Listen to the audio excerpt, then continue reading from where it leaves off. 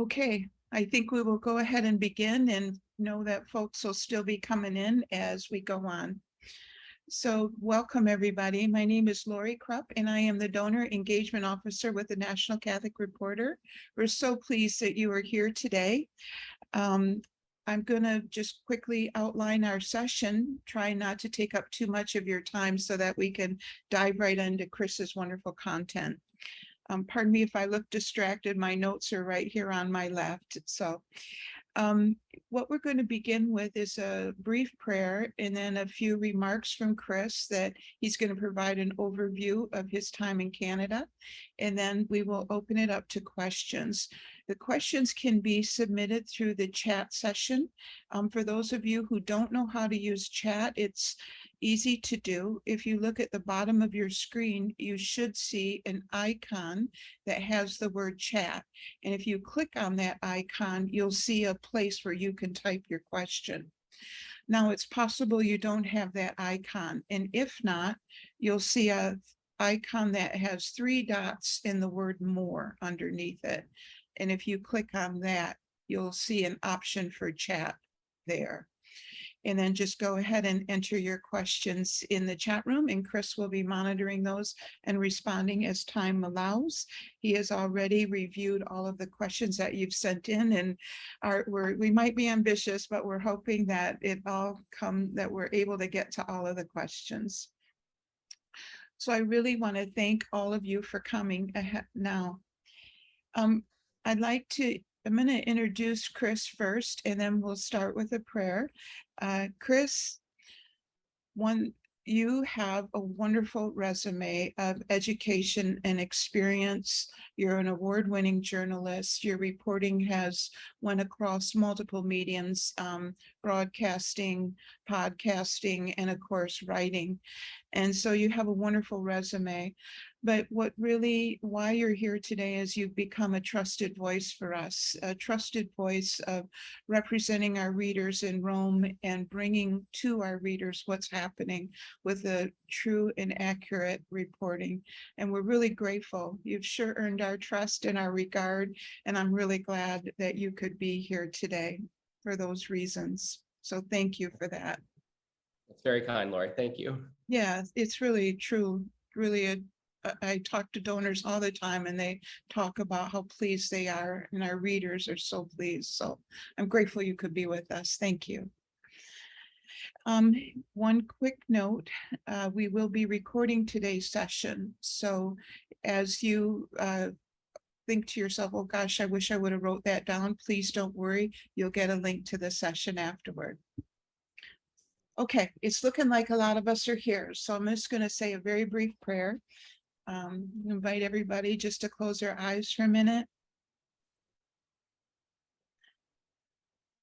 And as you commit internally to being here this afternoon or whatever time of day it is for you, I ask you to be mindful that we are here together.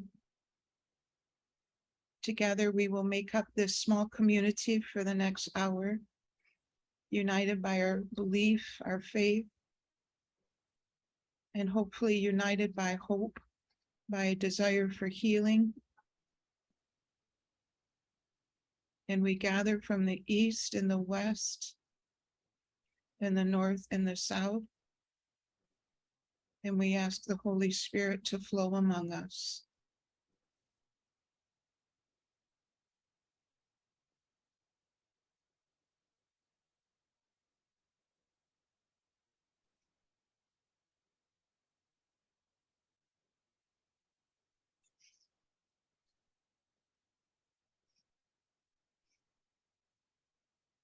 For an increase of faith, of hope, and of love, we pray.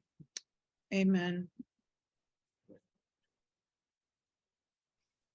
So thank you all for joining from all over Canada.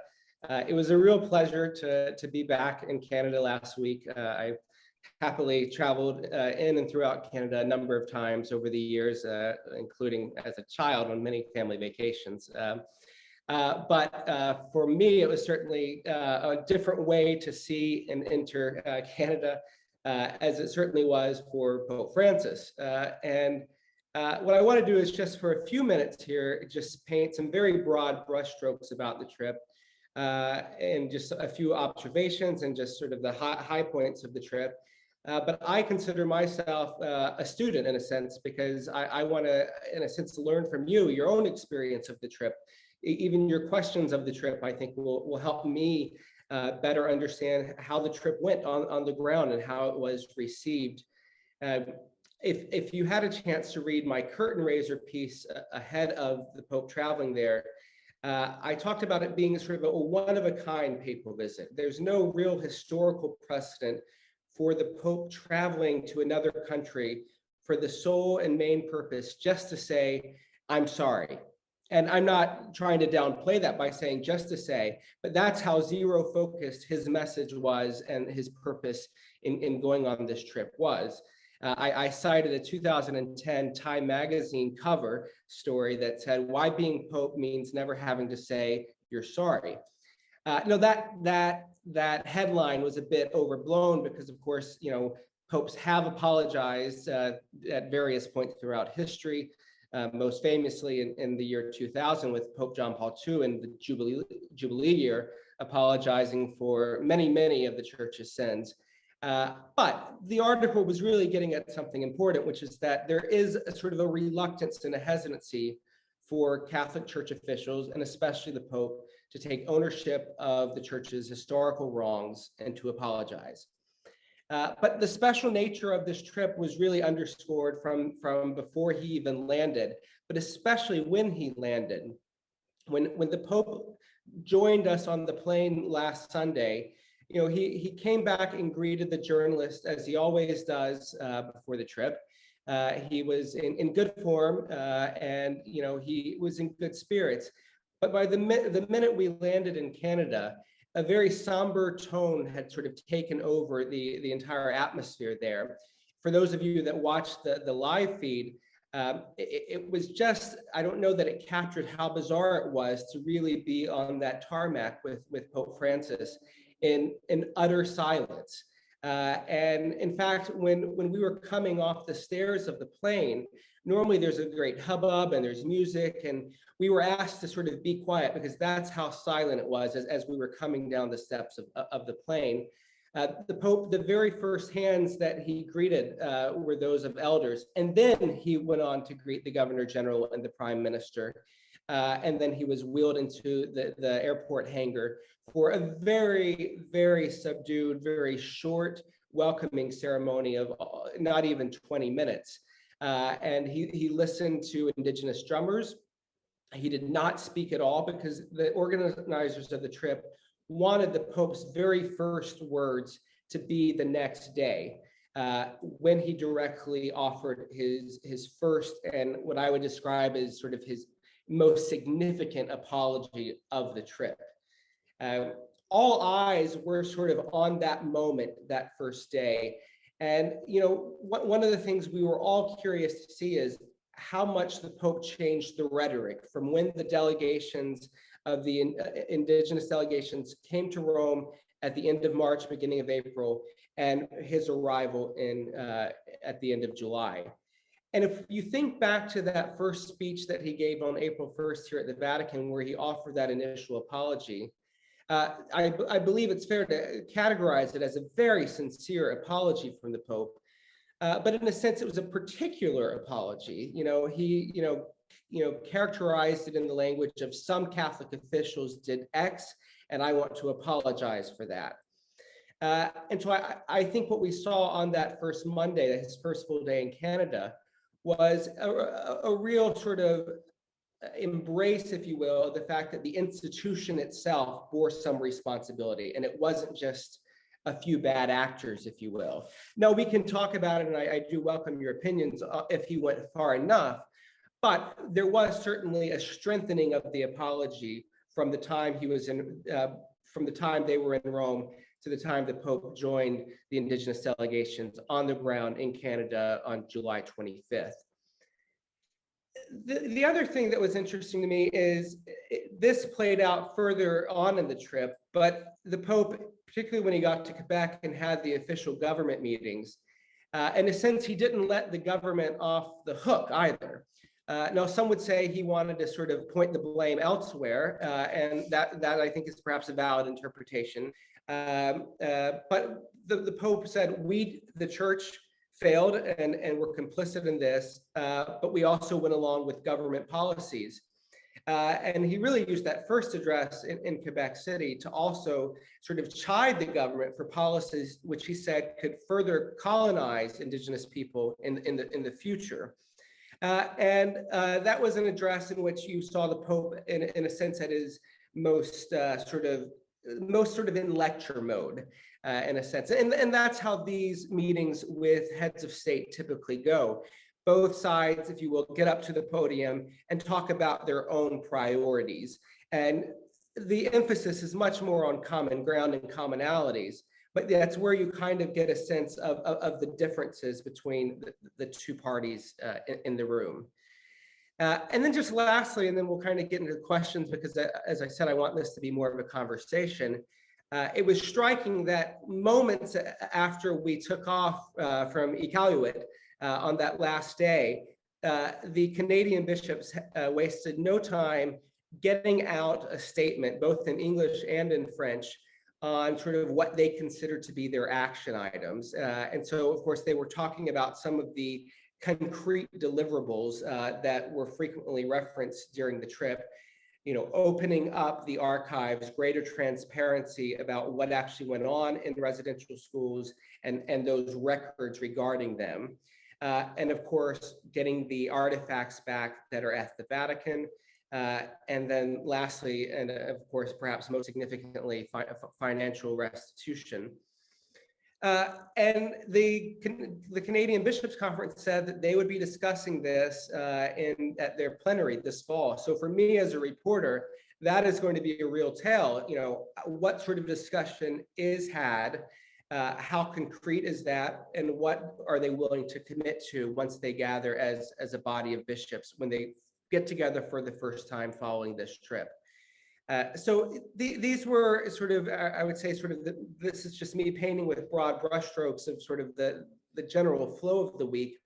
We can talk about the various events in themselves, but that's sort of where, you know, kind of how I would give the macro level view of the week. The only other one thing I would say is looming over all of this was the Pope's health. And of course, we knew this going into the trip. He had just canceled a very, you know, anticipated trip to Congo and South Sudan at the beginning of July. He's been using a wheelchair for, you know, about 3 months now. And I have to say, you know, as someone who, you know, who has had the pleasure and privilege of traveling and reporting on these trips, the wheelchair didn't really seem to interfere with what the Pope wanted to do. There was a great moment, I'm not sure how much was actually captured on camera for those just watching at home, but on the second day, or sorry, the first full day of the trip, the second day that he was in the country, when he was leaving Sacred Heart in downtown Edmonton, where he threw his security detail in complete disarray because he wanted to go and greet those who had gathered nearby behind a fence. And the security detail wasn't even sure how to get him off the sidewalk in the wheelchair, and they had to effectively what we called pop a papal wheelie to get his wheelchair over the sidewalk. And you know, he went and was with the people, and you know, this is a Pope that we're so used to seeing being with and wanting to sort of be close to the people, and he is finding ways to do that in his wheelchair. And so I do think it's, in a sense, a different stage or a different phase of papal travel, but he's embracing that in his own special way, and will continue to do so. And then when we flew back to Rome on Saturday evening into Sunday morning, the Pope was in very good form. He came back for the customary press conference. And you know, he seemed to be jovial. He was actively engaging with reporters, took more questions than he's taken on a number of papal trips. And I think it was, in a sense, I think he had gained some sense of confidence that he could still travel and do these, long trips. He acknowledged it was very intense, but I think there was this sense of anxiety and fear before the trip and the sense of relief that he was able to do it. And I think he himself, had some of that within him. For those that are kind of gauging, the seriousness in which the Vatican thought about this trip, the one thing I would point out is that I went back a few days ago, and the Pope has not spent this much time in one particular country since 2016, when he spent 6 days in Mexico. So the fact that he spent 5 nights in Canada, I think, was a real testament to how much this trip meant to him and how much he prioritized it. So with that, as I said, I'm here to learn from you. I will try to answer as many of your questions as possible, but I hope this is a bit of a conversation. I'm going to be viewing the questions that come in the chat here, but a few of you had sent some questions ahead of time, and so I'll try to get to a few of them. And some of these are quite specific, so they don't follow any particular order. But 1 or 2 folks had written in wanting to know about the Mass in Edmonton and the fact that Latin was used. I believe it was during the Eucharistic prayer. And someone said many saw it as a throwback to pre-Vatican II times and a missed opportunity to tie in indigenous rituals in the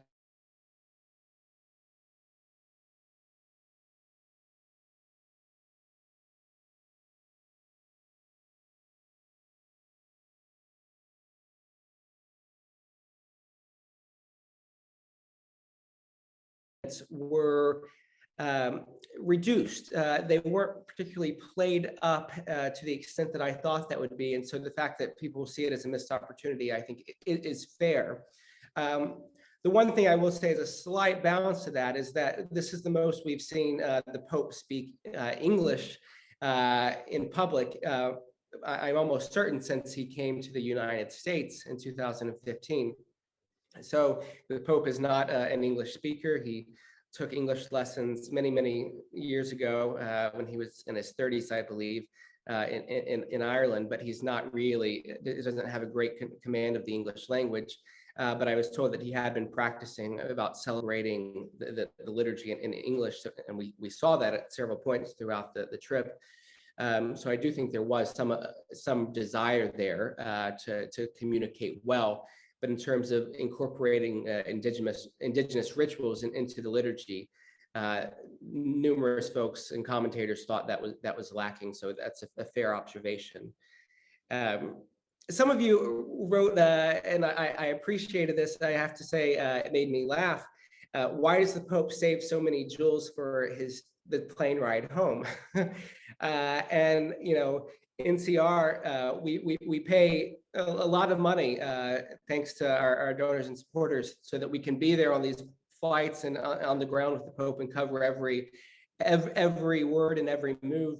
And so the fact that he helps make the plane rides worth it is, in a sense, at least we kind of feel like we're getting our money's worth that way. So I would just say that, one of the reasons why he's freer on the way back is simply that the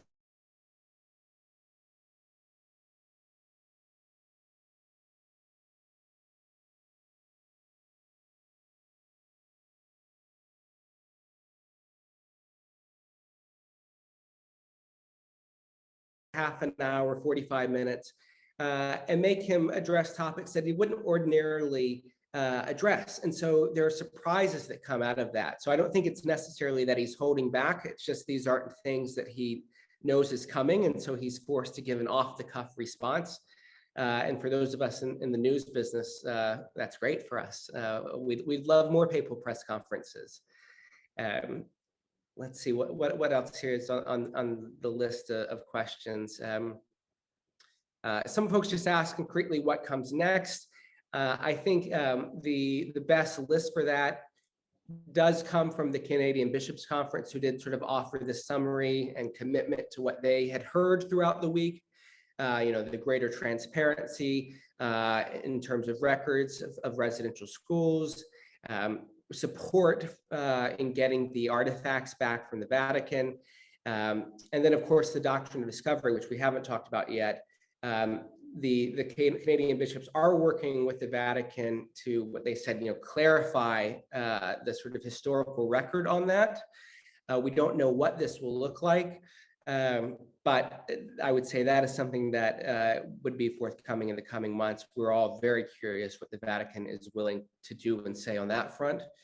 And then most important, not most importantly, but the big question is the financial commitment that they may or may not make. How much of the $30 million that they've pledged will they be able to raise? Let's see here. I'm scrolling through the many questions that came in advance. Someone asked a smart question about what sort of role of an ombudsperson could be appointed to affect change, and whether the Pope might appoint someone to implement preventative measures. The only thing that comes to mind is the Vatican's Pontifical Commission for the Protection of Minors, that is working on sort of, with bishops' conferences around the globe for both best practices, and now they are requiring actual audits to be done and submitted on an annual basis when it comes to their safeguarding policies. In a sense, you could say the Pontifical Commission for the Protection of Minors, which was set up, let's say, about 8 years ago, I believe, was to prevent these past horrible errors. Of course, there's a lot of unfinished business in that regard. And I don't know that they have anyone inside that particularly is looking at residential schools and lessons learned from that. But that's something I'm willing to look into and happy to do so. And then, one of the questions that I also see here is about language. And the frustration that parishes often just offer one website with one language, and how to reach out to linguistic minorities. And that remains an ongoing challenge. We saw the Pope try to pepper his speeches using local language here and there, but those were rarities, sort of a hat tip, if you will. I think it's a challenge. Sacred Heart in Edmonton is sort of the real flagship parish in this regard.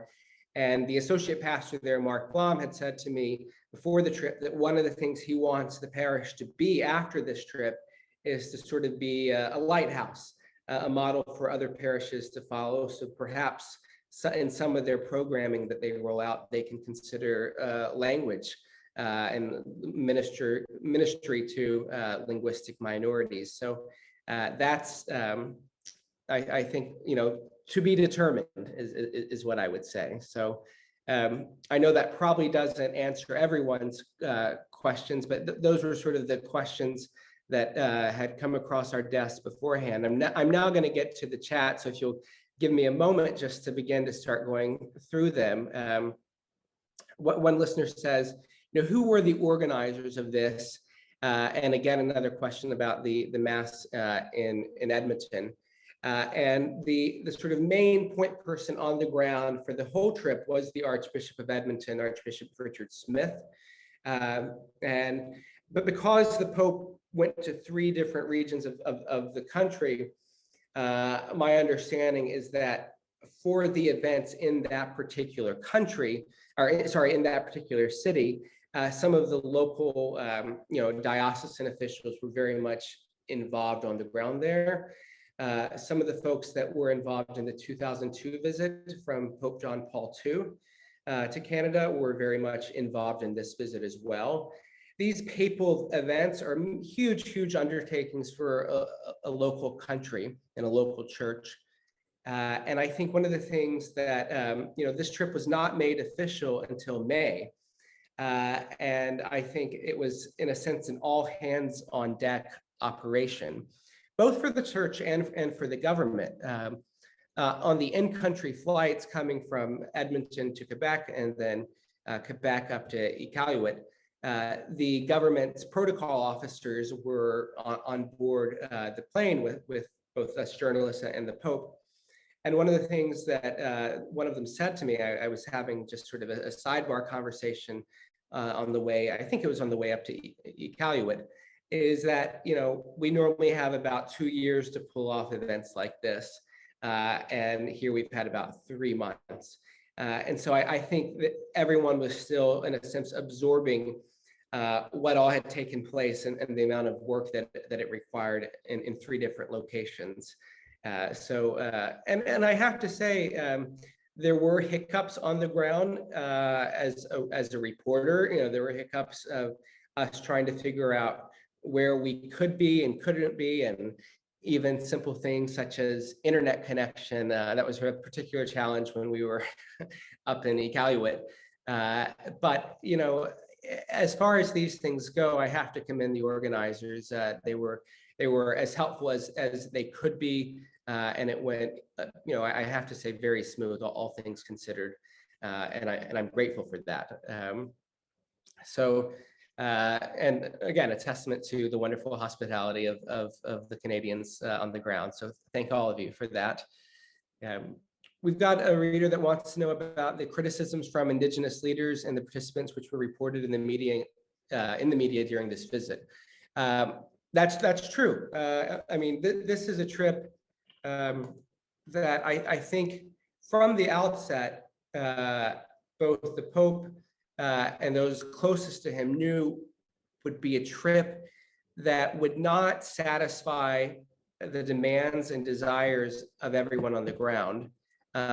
Even so, he had to do it and do what he could. Did he go far enough? Of course, there were those that said he did not.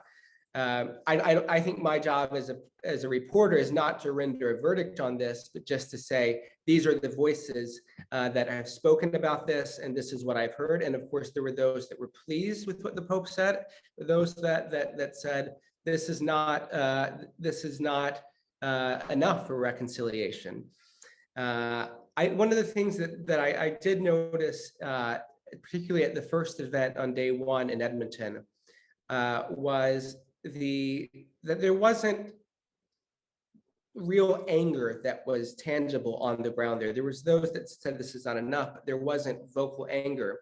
And some of the folks I had talked to had said, those that are truly angry and just are not in a place to hear this apology, for the most part, they made the decision not to show up.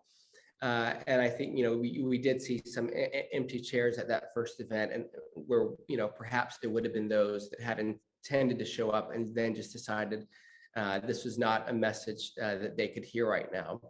And of course, those that have worked with survivors, be it, those from the residential school or general survivors of abuse, I think that one of the first things they'll naturally tell you is that you certainly can't have someone accept your apology until they themselves are ready to do so and to heal.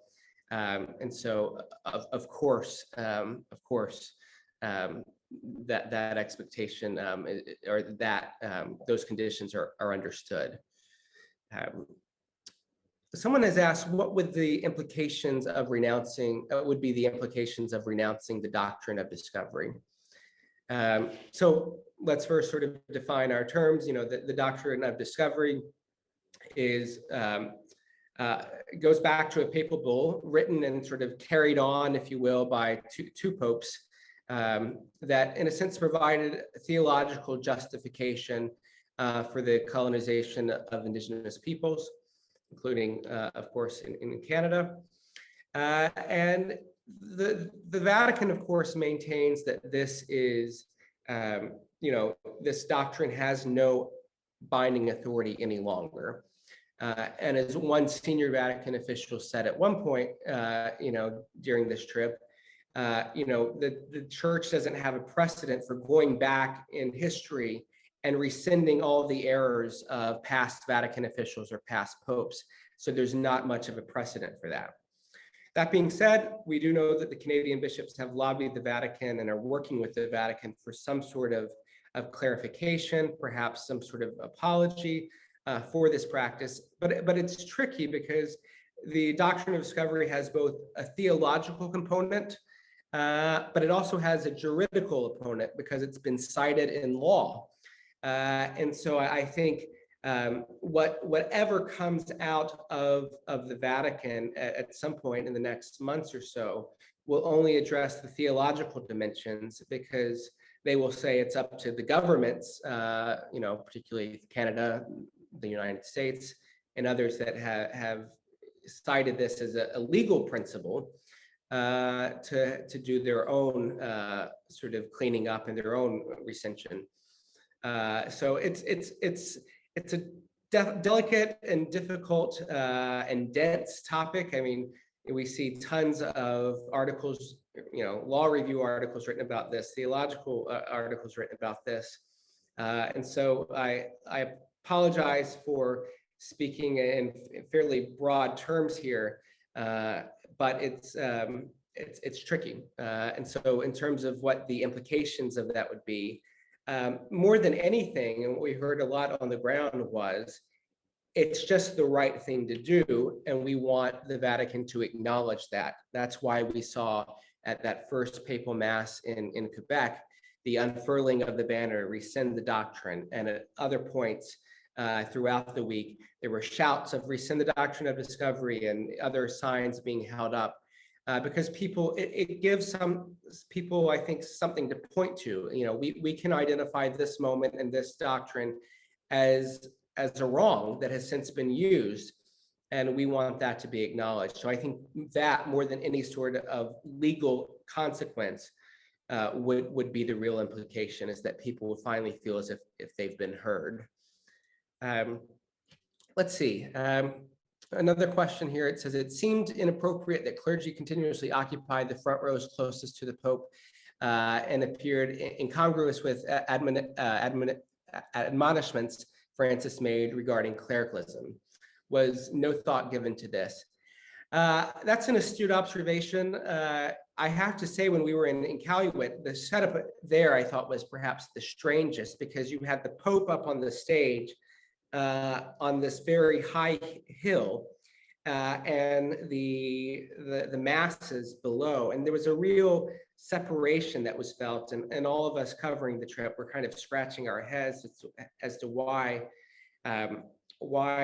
they had put him up so high, and created such a distance, when he's normally on a he's on a stage normally, but on a fairly level playing field with everyone there.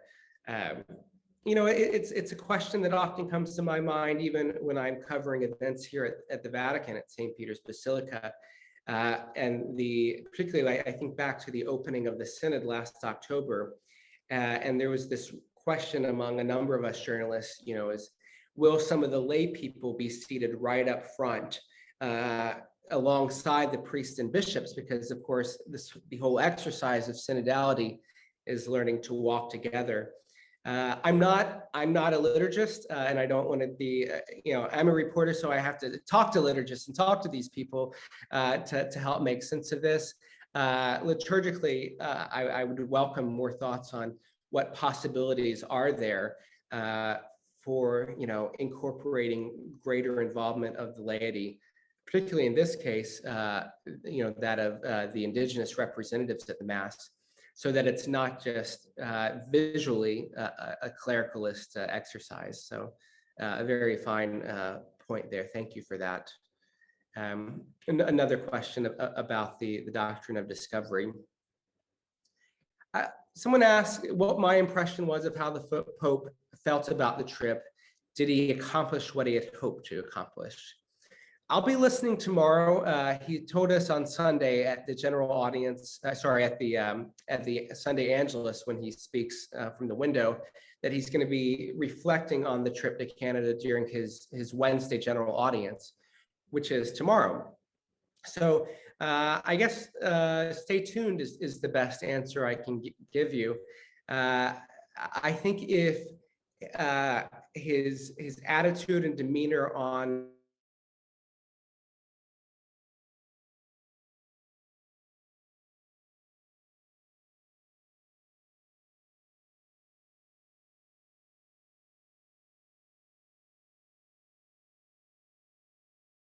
accomplish. I don't know that I want to go that far. The Pope tends, these trips tend to make a lasting impression on the popes. We often hear him in in other remarks, whether they be homilies or off the cuff replies. He often cites lessons he's learned in his travels, the peoples that he's met, and we'll see what we get from that. One thing I would say is that there perhaps was a disconnect of, though, the Pope held private meetings with elders and survivors at various points throughout the week, and then he had the public meetings. And my conversations with those that met with him privately described a much more perhaps intense and moving and emotional scene than perhaps what we always saw publicly. And I think what we'll get over time in the coming weeks is some more of those stories speaking out. But that's something that those who met privately with the Pope will have to decide what they want to disclose and when. That will be their story to tell. We'll certainly be listening for it and listening and eager to hear them and share them. But I think that will be another way to sort of gauge the implications and the effects of this trip. Let's see. Another reader writes, now we are responsible for making sure that the reconciliation process continues within parishes through different communications and opportunities to interact and interface with Indigenous peoples and issues. We need to be informed about the past and willing to contribute financially through the parishes and the diocese. That's just a comment, but it reminds me of one of the things I heard a few times on the ground was, of course, there's the concern of financial contributions. The Canadian bishops have committed to $30 million, and I believe to date they've raised about $6 million of that. One concern that was expressed to me is that there also has to be the pastoral care, the spiritual care to be provided. And so, yes, of course, they see the financial element as just and necessary. But someone said to me, what about the fact that in so many of our communities, priests are getting rotated all the time, parishes are being closed, and we feel as if we're lacking just the pastoral support. And I was shocked in the lead up to this trip to learn that Sacred Heart in Edmonton is the only national church that is sort of specifically dedicated to the Indigenous. That's one church in one city in one province. And of course, there are various ministries and programs all throughout. But I do think, that pastoral element is something that a number of folks after last week expressed is missing. And that's something that the Canadian bishops and the Canadian priests, I think, will have to do their own sort of soul searching to figure out how they properly address. Let's see here. How can we best learn the big picture of the history of this issue? Oh gosh, that's a question I've been asking myself ever since we knew this trip was happening, or even before the Indigenous delegations came to the Vatican in March, because books have been written about this, and there is so much to learn, and we must learn it and we must know it. I would say, I think my colleague Katie Scott at NCR did a really terrific article that we ran in the lead up to the trip, just sort of providing some historical context of this. It's about a 2,000-word article. So it may be more accessible than a 200-page book, and I hope perhaps we can share that with you either in the chat or in an email afterwards, because I don't think you should miss her background or there. But the other thing, in terms of you raised the question of historical context, I think this issue beyond Canada, the church's treatment of Indigenous people is something that Pope Francis has been wrestling with long before he was Pope. In 2008, he gave, when the bishops of Latin America were meeting in Colombia, he was then just the Cardinal Archbishop of Buenos Aires. And he gave a paper on sort of not just looking at historical wrongs, but saying globally, the church has a lot to learn, particularly from the popular devotions of indigenous practices. And he really, in a sense, tried to elevate and spotlight indigenous spirituality. And this was 2008. And then, of course, upon becoming Pope, I think the fact that he called a synod on the Amazon in October 2019 to spotlight the Amazonia, the pastoral needs there, the environmental degradation that is happening there, but also the fact that there are indigenous communities there that some of whom are Catholic, some of whom are not, but still offer wider lessons for the global church. And that's why the Pope, for the entire month of October 2019, invited bishops all from around the world to listen to the testimonials of those that are living and working in the Amazon. And then he wrote an entire apostolic exhortation on this, Querida Amazonia. So I think this is something that Pope Francis spends a lot of time thinking about from his own Latin American experience as someone who was a missionary priest, missionary Jesuit priest, to someone who has now become Pope, saying, don't look away, don't forget that both the church has done wrong to indigenous all over the world, but also we stand to learn, and we should listen to them. So I apologize if I'm speaking too quickly. I'm trying to get to as many questions as possible here. So afterwards, if there's something that I've said that I've spoken too quickly about, please let me know. But another question.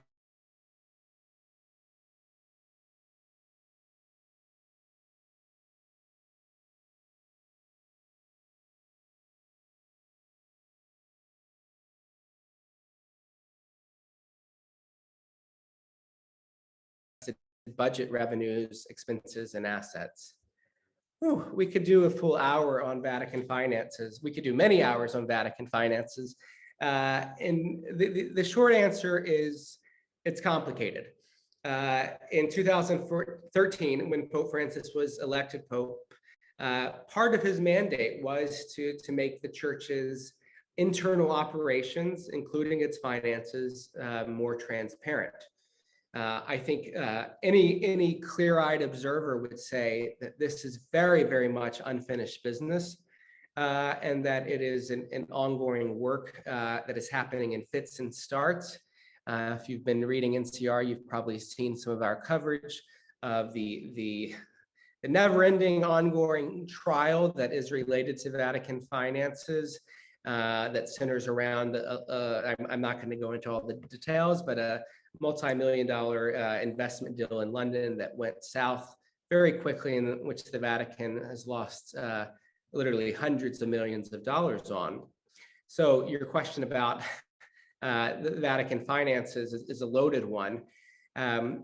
There are now annual reports, and you can see in terms of income and revenue, general sort of facts and figures, but the sort of the smaller budget lines, if you will, remain a bit of a mystery. I think while the question here is mainly about Vatican finances, it started off as one about the Vatican providing compensation. And to my knowledge, there's no real precedent for that. We've seen, we've got several decades now of litigation from clergy sex abuse cases, and those are almost always dealt with on the local level. And any past opportunity in which the Vatican has, that anyone has attempted to hold the Vatican responsible as its own entity have been fought off and failed. So I don't see that happening with the Vatican directly providing financial compensation here. It's almost always handled at a local level. Did you or other reporters on the flight to Rome offer any comments on the fact that Pope Francis made no express mention of the now accepted fact that the Catholic Church was complicit in the cultural spiritual genocide of the indigenous peoples of North America? This was the first or second question put to the Pope. He was asked about the language of the final report from 2015 from the Truth and Reconciliation Commission that used the language of cultural genocide. It was a reporter from, it was a Canadian colleague that asked this question. The Pope said, well, I didn't use that phrase on the trip. He said, it never crossed my mind to. He said, but if you think about the things that I apologize for, the fact that, children were taken away, languages were lost, people were oppressed, that he said, yes, that is a form of genocide. And for this indigenous behavior, these genocidal actions, I apologize. So some of us were, in a sense, surprised that he went ahead and said that, because it's language that he didn't use during the trip. In fact, the practice is when the Pope is giving an address, we reporters get a copy of it under embargo about 2 hours ahead of time. And so on Monday morning last week, on July 25th, we saw in his prepared text that he used the phrase cultural destruction. And if any of you have been following Pope Francis over the last 10 years, you all know that the Pope loves to go and speak off the cuff. And so we were all wondering then if he was just going to speak off the cuff and say cultural genocide in that moment, rather than cultural destruction, which was in the text of the script. Now, of course, we know that he did not, but later used that in the in-flight press conference, which again is one of the values of these in-flight press conferences. They do allow us to get some clarifications. These aren't questions that are submitted ahead of time. These are questions that he has no knowledge of ahead of time, and we're able to ask him and get an honest reaction. Sometimes his answers are muddled and confusing, but in this case, it was pretty direct. So it's been reported that Francis was not sufficiently prepared by staff about the doctrine of discovery and the idea of genocide in the context of the church's role at the residential schools. My take on that. I'm not one of those that think he was ill prepared for that. It was a strange moment on the plane when he said to reporters, or to the reporter that asked the doctrine of discovery, "What do you mean by that?" With all due respect to my colleague, I think it was the Pope making the reporter actually clarify her question, which had come across as a bit muddled.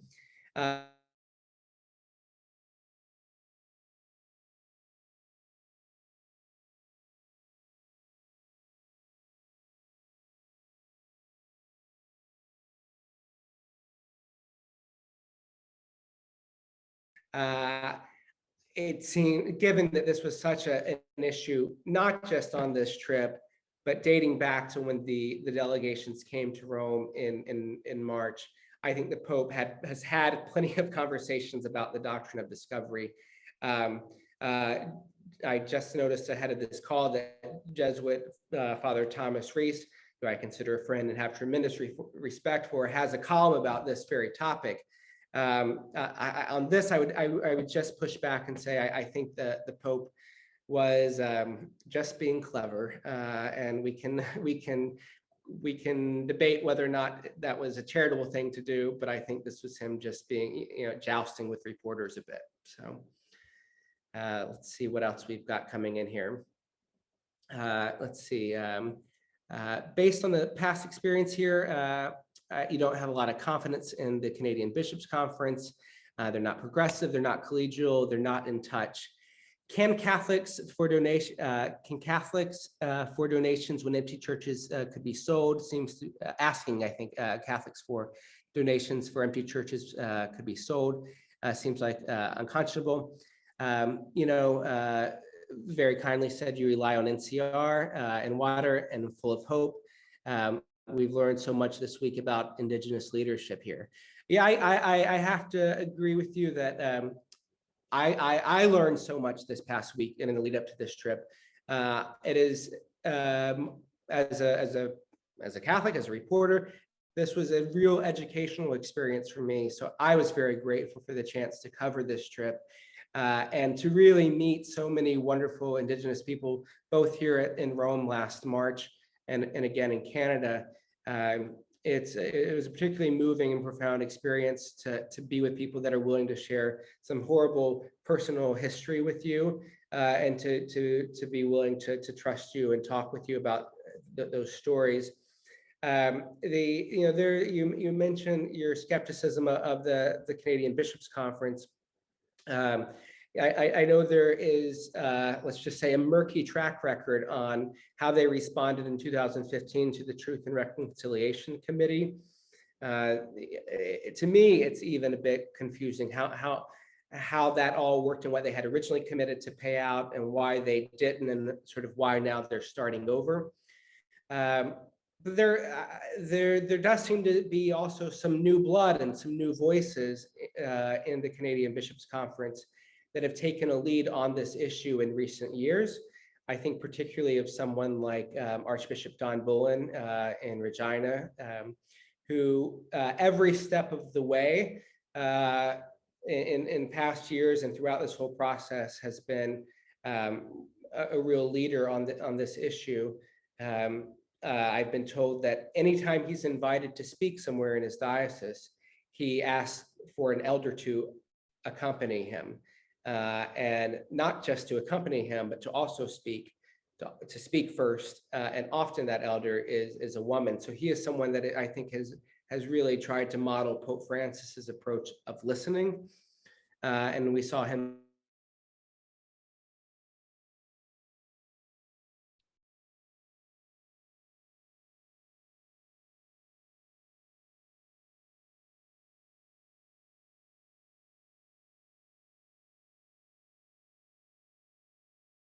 the delegation's visit in March.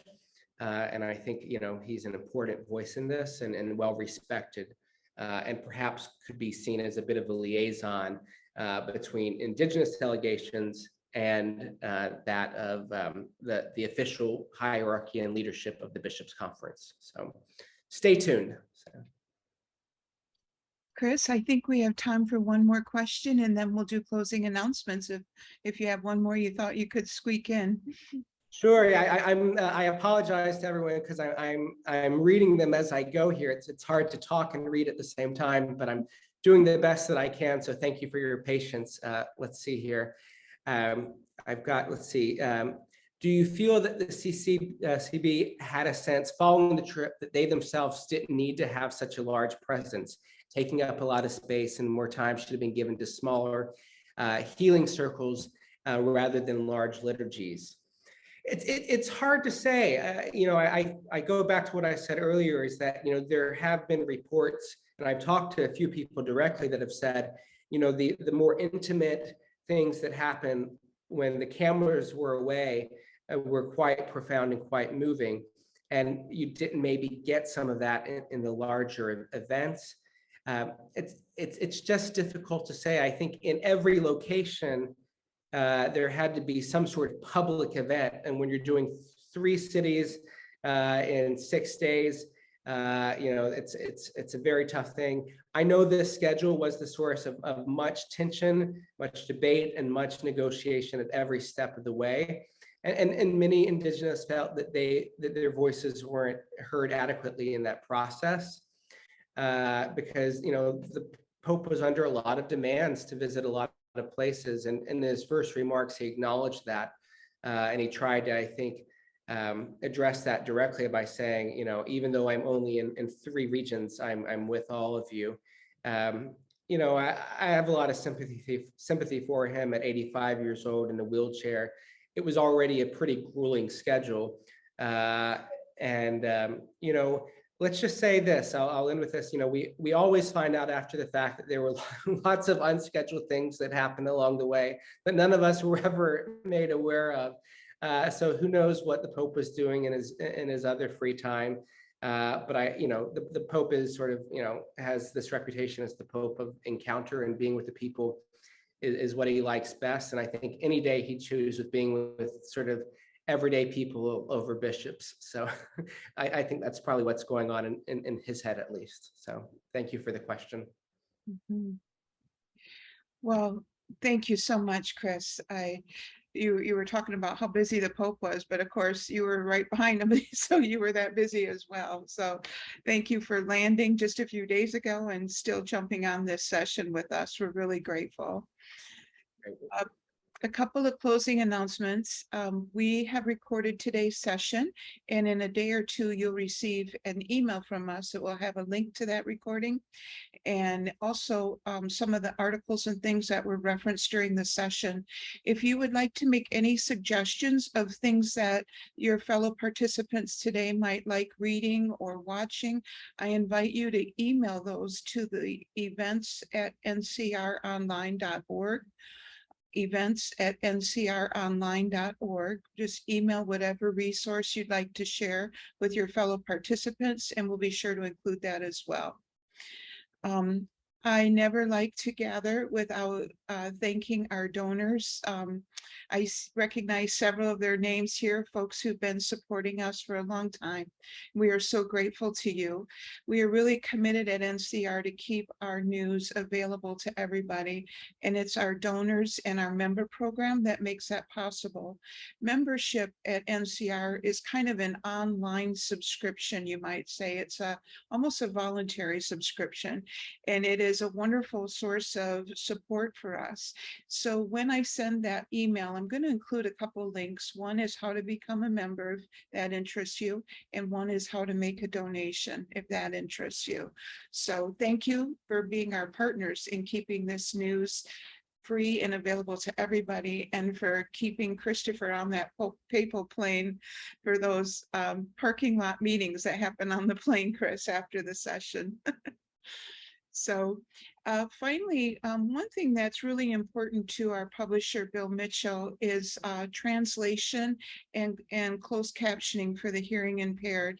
As we continue to do more sessions with our friends to the north, we of course would like to include the appropriate translations. We tried to scramble and get some French translation today. I wasn't able to pull it off. So any suggestions you have for me, please send that as well to the events email. We would really appreciate it. So, mindful of all that's been said, mindful of all that has happened, mindful of all the journey ahead, we leave everything in the hands of the Holy Spirit, and we ask the Spirit to prompt all of us to move where we need to move and to do what we need to do. And we ask the Holy Spirit to do those things we cannot do. Amen. Thank you to you, Chris. Thank you to everybody for joining us. We're so happy to be here today. Bye now. Thank you all. It was a pleasure.